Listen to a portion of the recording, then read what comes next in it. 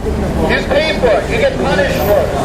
If you murder someone, you have to go to prison for life or whatever it is, but you get punished for it. And God is that way. The reason we have a sense of justice is because God himself has put that in us. We know right from wrong. We have a standard of morality that tells us right from wrong. We know that murder is wrong. We know that rape is wrong. Things are wrong. Because God has put that standard in our heart, folks. There's no way that we can escape that. But the good news is this. We're all lawbreakers. That's the bad news. We've broken God's law. We deserve eternity in hell. But here's what God did so you don't have to go to hell. It's the most amazing news. You cannot make yourself good enough for God to accept you. It's so important to understand that.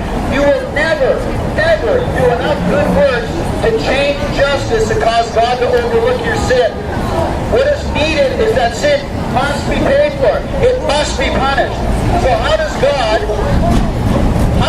give mercy and yet still make sure that justice is satisfied and justice must be satisfied? Here's how he does it, folks. God himself becomes a human being 2,000 years ago in the person of Jesus Christ. He put on a body like a man puts on a glove.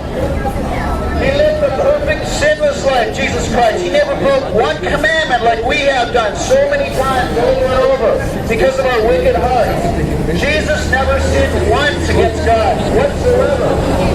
And then he willfully, knowingly became a sacrifice for sin. And what that means, folks, is Jesus Christ willfully, knowing as part of the plan of God, was given to wicked men who took him. They placed a crown of thorns upon his head. They pressed him in with hell.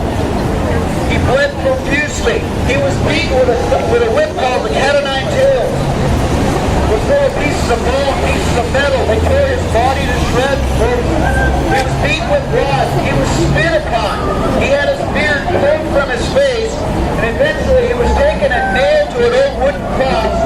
And it was erected and stood up, and he was crucified naked as a sinful man, as a wicked man upon that cross. And yet he himself was perfectly innocent. And what was he?